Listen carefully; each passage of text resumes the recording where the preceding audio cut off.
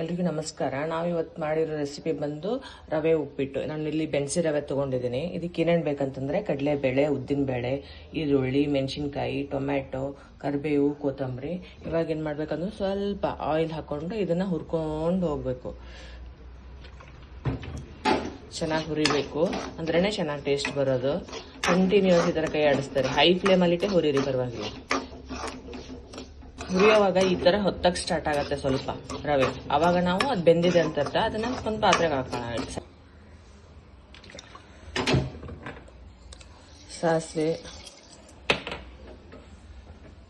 ಜೀರಿಗೆ, ಅದು ಸ್ವಲ್ಪ ಸಿಡಿದ್ಮೇಲೆ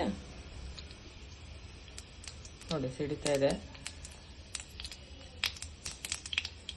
ಇವಾಗ ಕಡಲೆಬೇಳೆ, ಉದ್ದಿನಬೇಳೆ ಹಾಕ್ಕೊಬೇಕು. ಈ ಕಡಲೆಬೇಳೆ, ಉದ್ದಿನಬೇಳೆ ಸ್ವಲ್ಪ ಗೋಲ್ಡನ್ ಬ್ರೌನ್ ಬರ್ತದೆ, ಆಮೇಲೆ ನೆಕ್ಸ್ಟ್ ಹಾಕೋಣ. ಇವಾಗ ಗೋಲ್ಡನ್ ಬ್ರೌನ್ ಬಂದಿದೆ. ಇವಾಗ ಏನು ಮಾಡೋಣ, ಕರಿಬೇವು ಹಾಕೋಣ. ಅದಾದಮೇಲೆ ಮೆಣಸಿನ್ಕಾಯಿ ಮತ್ತು ಈರುಳ್ಳಿ ಒಟ್ಟಿಗೆ ಹಾಕೋಣ. ಆಮೇಲೆ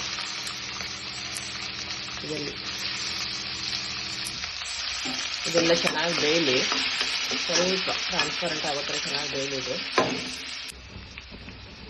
ಇವಾಗ ಈರುಳ್ಳಿ ಚೆನ್ನಾಗಿ ಬೆಂದಿದೆ. ಇವಾಗ ಏನು ಮಾಡಬೇಕು, ಟೊಮ್ಯಾಟೊ ಹಾಕಬೇಕು.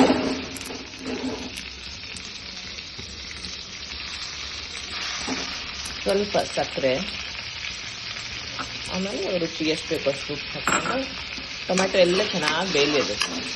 ಹಾಗೆ ಹರಿ ಮಾಡಬೇಡಿ, ಎಲ್ಲ ಚೆನ್ನಾಗಿ ಬಂದ್ರೆ ಟೇಸ್ಟ್ ಚೆನ್ನಾಗಿ ಬರುತ್ತೆ. ಅದು ಸಕ್ಕರೆ ಕ್ಲೋಸ್ ಮಾಡಿ ಚೆನ್ನಾಗಿ ಬೇಯಕ್ಕೆ ಬಿಡೋಣ. ಇವಾಗ ಟೊಮೆಟೊ ಎಲ್ಲ ಬಂದಿದೆ. ಸ್ವಲ್ಪ ಅರಿಶಿನ ಪುಡಿ ಹಾಕಿ,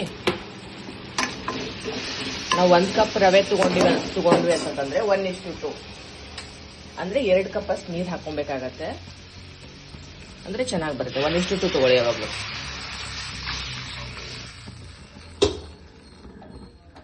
ಇವಾಗ ಜಾಸ್ತಿ ಕೊತ್ತಂಬರಿ ಹಾಕಿ, ಆದಷ್ಟು ಉಪ್ಪಿಟ್ಟಿಗೆ ಎಷ್ಟು ಕೊತ್ತಂಬರಿ ಹಾಕ್ತಾರೆ ಅಷ್ಟು ತುಂಬ ಚೆನ್ನಾಗಿ ಬರುತ್ತೆ ಟೇಸ್ಟು.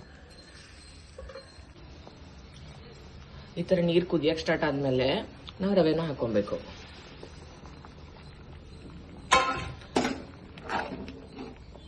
ಈ ಥರ ಮಾಡಿ ಅದನ್ನ ಕುದಿಯಕ್ಕೆ ಬಿಡಿ ಸ್ವಲ್ಪ.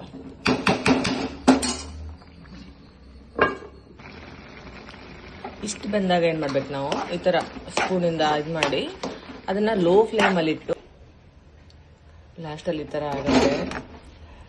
ನಾವು ಕಿವಿಗೊಟ್ಟು ಕೇಳಿದಾಗ ಏನು ಗುಳ್ಗುಳು ಅಂತ ಸೌಂಡ್ ಬರಲ್ಲ, ಆವಾಗ ರೆಡಿ ಆಗಿದೆ ಅಂತ ಅರ್ಥ. ಸ್ವಲ್ಪ ಹೊತ್ತು ಬಿಟ್ಟು ಓಪನ್ ಮಾಡಿ ನೋಡಿ, ಈ ಥರ ಉದ್ರಾಗಿ ತುಂಬ ಚೆನ್ನಾಗಾಗತ್ತೆ. Thank you.